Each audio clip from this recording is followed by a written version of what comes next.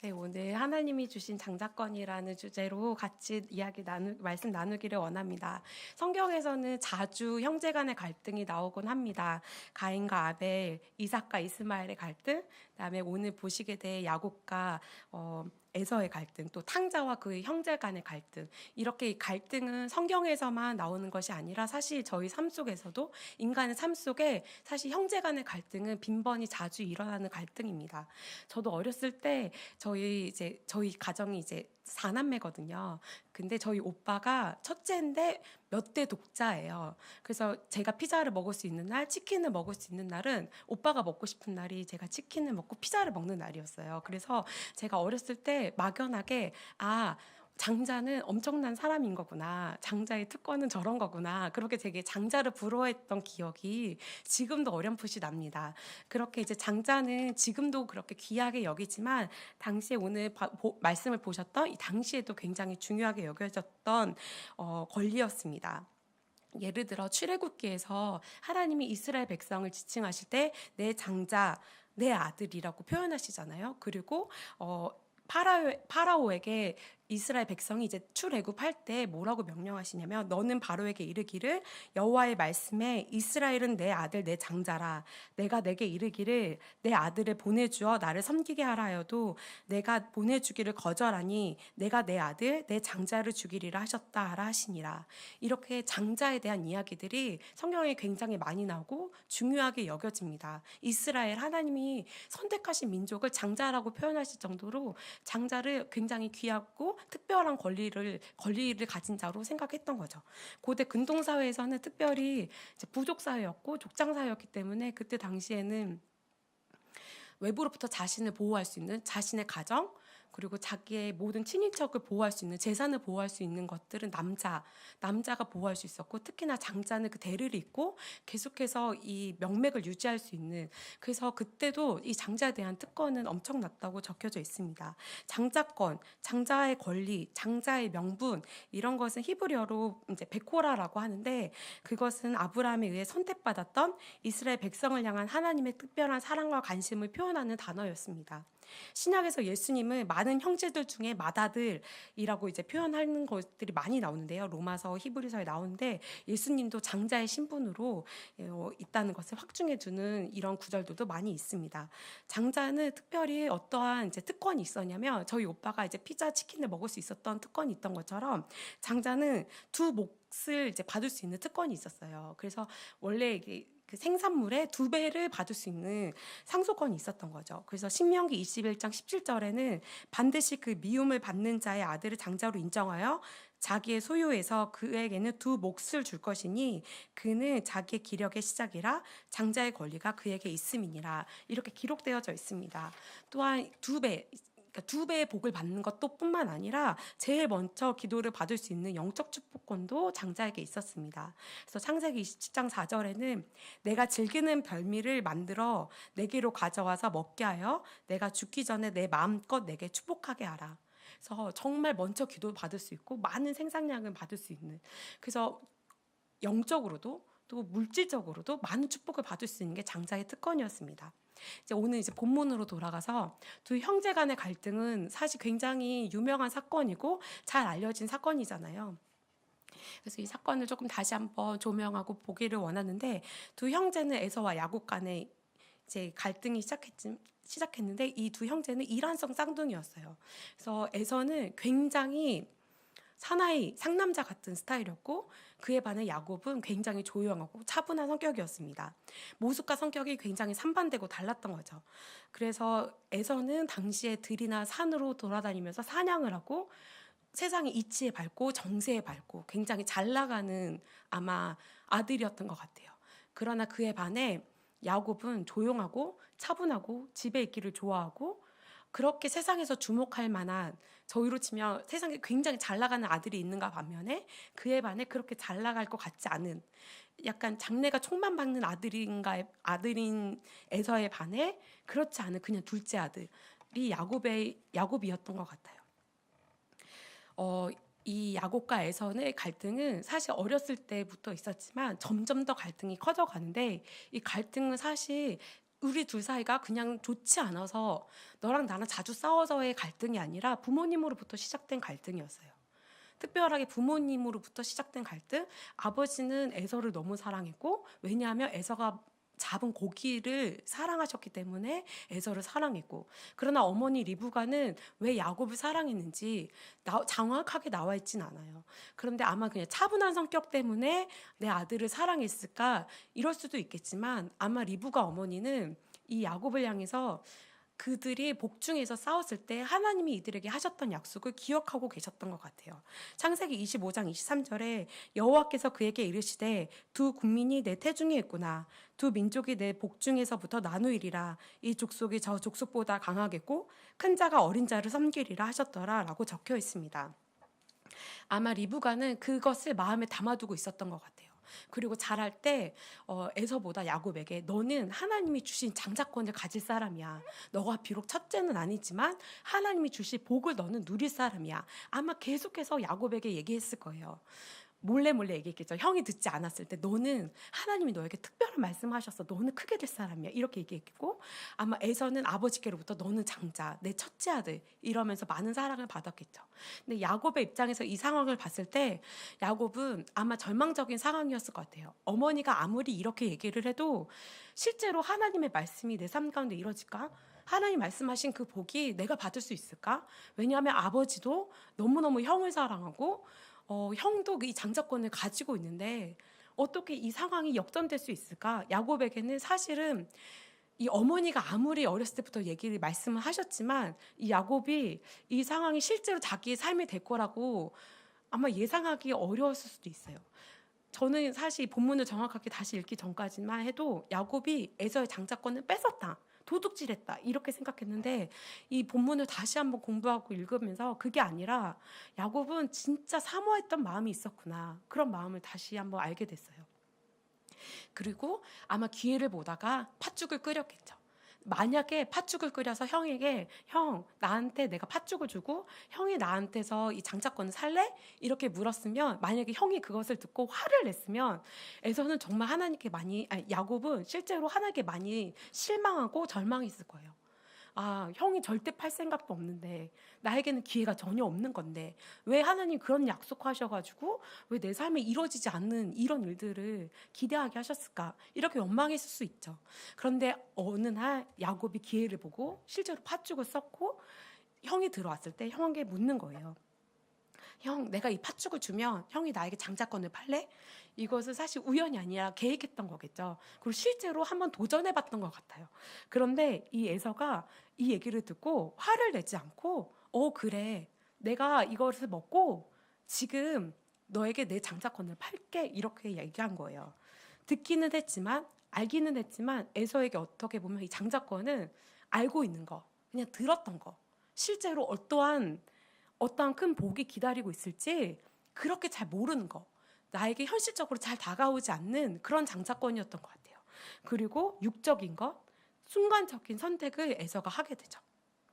아무런 증서도 없었고 계약서도 없었고 증인도 없었고 그 사건을 봤던 누구도 없었지만, 두 형제 간에 일어난 은밀한 일이었지만, 그러나 하나님은 이 일을 보고 계셨고 하나님은 실제로 이 일에 관해서 뭐라고 말씀하시냐면, 히브리서 12장 16절에 음행하는 자와 혹 한 그릇 음식을 위하여 장자의 명분을 판 에사와 같이 망령된 자가 없도록 살피라.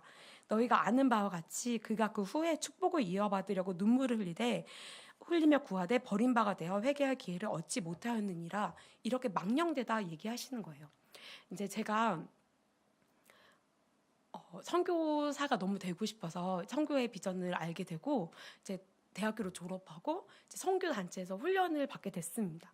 이제 선교 단체에서 훈련을 받으면서 이 선교사로서의 부르심이 너무 감사하고 귀한데, 선교사의 훈련이 너무 견디기가 어려운 거예요. 뛰쳐나가고 싶고 남들과 같이 일반적인 사람처럼 살고 싶은데 왜 너무 귀하지만 너무 어렵다, 이런 마음들이 제 안에 막 올라오고 있었을 때였어요. 그런데 그날 저희 언니한테 이제 카카오톡이 온 거예요. 제가 지방에서 훈련을 받고 있었는데 저희 언니가 이제 카카오톡으로 저한테 이렇게 얘기를 거는 거예요. 저희 언니의 이제 남편 쪽 가정 쪽에 이제 남편 쪽 집안에 이제 서울에서 굉장히 보기 좋은 자리에서 부대찌개 가게를 하시는 분이 계셨는데 그것을 이제 팔려고 하시고 저희 언니한테 그걸 인수하라고 이제 언니가 인수할 고민을 하고 있었던 때였어요. 그런데 거기가 여의도에 있었는데 굉장히 이제 이름만 말하면 유명한 그런 부대찌개 가게였어요. 그래서 월 매출이 되게 보장되는 그런 가게를 언니가 이제 인수할 계획이 있었어가지고 저한테 그러는 거예요. 혼자는 인수하기가 겁이 나니까 저한테 동생 같이 부대찌개를 하지 않을래? 이렇게 하는 거예요. 그래서 언니 나는 이제 선교사를 가야 되고 지금 훈련을 받고 있는데 무슨 소리야? 그랬더니 나가는 선교사 말고 보내는 선교사 하면 되잖아 이러는 거예요. 그래서 아니야 그러면 안 되지. 그러면서도 제 마음 안에 엄청 유혹이 막 강하게 올라오기 시작하는 거예요. 그때부터 제가 계산기를 열고 월 매출 얼마 제가 거의 이제 선교단체 이제 선교사로 훈련받다 보니까 매달 7만 원씩 월급을 받았었거든요. 이제 페이스 미션이라고 해서 이제 하나님의 공급하심을 받는 훈련들을 하기 때문에 그렇게 몇 년을 살다 보니까 되게 거지처럼 살았었어요. 많은 부분을 부유했지만 사실 실질적으로 이제 통장이 지난번에 말씀드린 것처럼 통장을 가지고 살았는데 언니의 그 말이 반짝 유혹처럼 이렇게 그 달콤하게 들리기 시작하면서 갑자기 제 인생에 막 그림이 그려지기 시작하는 거예요. 그러면서 나 그만두고 나도 보내는 선교사 할까? 그것도 굉장히 가치 있는 일이지. 막 이러면서 많은 계산을 하게 됐어요. 그러던 중에 이제 오늘 이 본문의 말씀, 큐티 본문이 오늘 이 본문의 말씀이었어요. 그래서 막 큐티를 하던 중에 붉은 죽이 유난히 이게 눈에 들어오더라고요. 부대찌개도 붉고 이 에서의 파죽도 붉은 거예요. 그런데 이 에서와 같이 제가 굉장히 망령된 자처럼 부대찌개로 하나님이 주신 이 선교사라는 특권, 권리, 고난이 아니라 영광을 볼 수 있는 정말 이거는 너무 감사한 귀한 직분인데 그것을 순간에 부대찌개와 바꾸고 싶어하는 제 모습을 보고 이 부대찌개 묵상을 통해서 제가 이 선교사로서의 부르심 혹은 이 그리스도인으로서의 부르심 하나님이 주신 각자 자리에 대한 이 사명과 부르신 권리 이것이 얼마나 귀중하고 소중한 것인지 진짜 많이 회개하는 시간들이 제 안에 있었던 것 같아요. 근데 오늘 이제 아까 전 히브리서 말씀에서처럼 이 장자의 명분을 망령되다고 판에서는 망령되다고 얘기하잖아요. 이 망령되다는 말은 세속적이다, 불경건하다. 그리고 이런 사람은 눈물을 흘리며 구하되 버림바가 돼서 회개할 기회를 다시 얻지 못한다. 이것은 이 회개할 기회를 얻는다는 것은 구원에 대한 게 아니라 아무리 과거를 되돌리고 싶어도 다시 되돌릴 수 없는. 만약에 제가 그때 당시에 부대찌개 가게를 만약에 했다면 지금의 저는 없었겠죠. 그리고 그 제가 사랑했던 그 청나라에 대한 영혼들 만날 수 없었고 하나님의 영광을 볼 수 아마 없었을 거예요. 그것처럼 하나님은 그것은 세속적이다. 하나님이 주신 권리를 포기하는 것, 가볍게 여기는 것, 계산하는 것, 그리고 쉽게 여기는 것. 이것은 하나님이 세속적이다, 불경건하다. 그리고 그것을 되돌릴 수 없다. 주님이 그렇게 말씀하시는 거예요. 아마 이것은 이 장자권 싸움은 단순한 장자권, 육적 장자권만의 의미가 아닌 줄로 믿습니다. 선택의 은혜를 받은 사람이 하나님께로부터 누릴 수 있는 모든 영적 축복들을 오늘 얘기하고 계시는 거예요. 그런데 야곱, 세례 요한의 때부터 지금까지 천국은 침노를 당하나니 침노하는 자는 빼앗느니라. 야곱은 실제로 이 하나님 주신 영적 장자권에 대한 침노를 한 거죠. 사모하는 마음이 있었고 누리고 싶었던 거예요. 아브라함의 하나님, 이삭의 하나님, 야곱의 하나님. 그 야곱의 하나님이 되기까지 야곱은 실제로 그 장자가 아니라 차자였지만 그러나 야곱은 침투하고 침노하고 그렇게 천국을 침노한 거죠. 침노하다는 뜻은 실제로 강제하다, 힘을 사용하다, 폭력을 가하다. 왜 이렇게 강력한 표현, 왜 이렇게 폭력적이고 거친 용어를 사용했을까요? 그만큼 실제로 이 천국을 침노하기 위해서는 가만히 있어서는 침노가 되지 않는 것 같아요. 침노하고 들어가고 애를 쓰고 어떤 분이 얘기하시기를 가장 좋은 수비는 공격이다 이렇게 얘기하시는 거예요. 그것처럼 실제로 정말 공격하면서 침노하지 않으면 천국을 우리 것으로 만들기가 어려운 거죠. 그래서 사실 이 야곱과 같이 이렇게 침노하는 자가 사실 천국을 얻고 영적 장자권의 축복을 누리는 줄로 믿습니다. 장자가 되는지 차자가 되는지 그것은 사실 저희가 결정할 수 있는 저희 결정의 선이 아니에요. 그것은 하나님이 결정하신 것이고 저희가 선택할 수 있는 권리는 아니었지만 오늘 본문에서 하나님께서 말씀하시는 것은 하나님께서 주실 복을 기대하고 그것을 침노하는 사람, 그것을 사모하는 자에게는 주시되 아무리 하나님이 주셨어도 그것을 누리고 그것을 얻지 못하는 자는 뺏긴다는 그 사실을 오늘 하나님께서 저희 가운데 주시는 것 같습니다. 제가 이제 한 가지 이제 제 간증하고 이제 마쳤으면 좋겠는데요. 제가 이제 어렸을 때 굉장히 이제 저희 가정에서 분위기가 어땠냐면 교회 가는 그러니까 교회에 기역자 있잖아요. 그것도 입 밖에 꺼낼 수 없는 분위기의 가정이었어요. 그래서 1년 12달 매달 제사를 지내고 이제 정말 유교가 강해서 저한테 일주일 중에 가장 무서운 순간이 언제였냐면 주일날 예배 끝나고 집에 가는 그때가 가장 두려웠던 시간이었어요. 집에 못 들어가는 거죠. 무서워가지고. 그래서 이제 항상 이제 초등학교 때 1학년 때부터 고등학교 3학년 때까지 이 학생 시기를 그렇게 이제 지냈던 것 같아요. 그래서 교회 끝나고 집에 가면 집을 몇 바퀴를 돌다가 기도하고 막 들어가고 이렇게 12년을 교회를 다녔었어요. 그런 시간을 이제 겪으면서 그랬던 저에게 하나님이 은혜를 주신 거죠. 이제 선교사로 이제 불러주신 은혜가 이제 저한테 임한 건데 이제 하루는 제가 이제 진짜 쉽지가 않은 거예요. 왜냐하면 매일매일 이제 저희 방에 이제 엄마가 제가 선교사를 하겠다고 할 때부터 저희 엄마가 거의 2년을 매일 밤마다 저희 방에 들어오셨어요. 매일 밤마다 오셔서 이렇게 제 멱살을 잡으시고 막 이렇게 흔드시면서 그만하라고. 내가 너를 어떻게 키웠는데 선교사를 하냐고. 그러면서 울면서 2년을 막 이렇게 2년 동안 진짜 막 죽을 것 같더라고요. 어머니가 매일매일 오시니까 그만할까? 아니야, 그만할까? 그런데 막 이게 부르심이 너무 분명하니까 그만둘 수가 없는 거예요. 이런 시간들을 보내면서 하루는 제가 하나님께 그런 기도를 했던 기억이 있어요. 하나님 보세요. 그래서 제가 이제 하나님을 설득한 거죠. 하나님도 피곤하시고 저도 피곤한데 왜 저를 부르셨냐고. 하나님 이렇게 예수님 잘 믿고 이렇게 선교사 보내고 싶어 하시는 부모님도 얼마나 많은데 하나님도 피곤하시지 않고 저도 좋게 그분들 자녀 선택하셔서 보내시지 왜 굳이 저를 이렇게 선택하셨냐고. 그러니까 저도 피곤하고 하나님도 피곤하신 거라고. 제가 엄청 투덜투덜하면서 저 좀 제발 포기해 주시면 안 될까요? 막 이렇게 제가 막 너무 이제 화가 나고 너무 힘드니까 그런 얘기를 이제 기도를 드렸던 기억이 있어요. 그런데 하나님이 그때 저한테 그러시는 거예요. 딸아, 너희 집처럼 죄 많은 집에 선교사 한 명 나는 게 얼마나 복인지 모르겠니? 그러신 얘기를 하시는 거예요. 그런 말씀에 감동을 주시는데 제가 아무 소리를 못했어요. 그리고 나서부터 이제 군말하지 않고 이제 막 이렇게 섬겼던 기억이 있는데 정말 하나님께서 이 죄 많았던 집, 정말 우상 숭배했던 이 가정에 한 명의 이 그리스도인을 세우시고 심으시면서 정말 저희 가정의 영적 기류가 아예 바뀌기 시작하고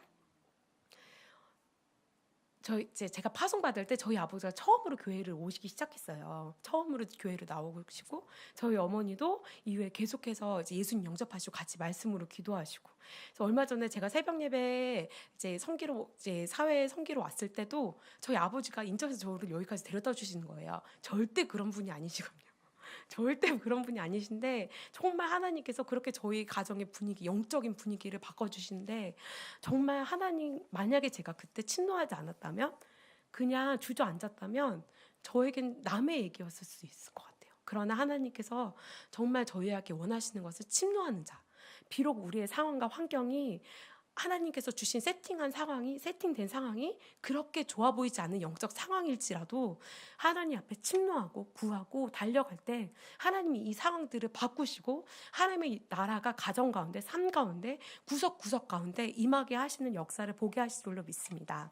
아멘. 네, 저희 모든 삶 가운데, 가정 가운데 그런 은혜가 있기를 원합니다.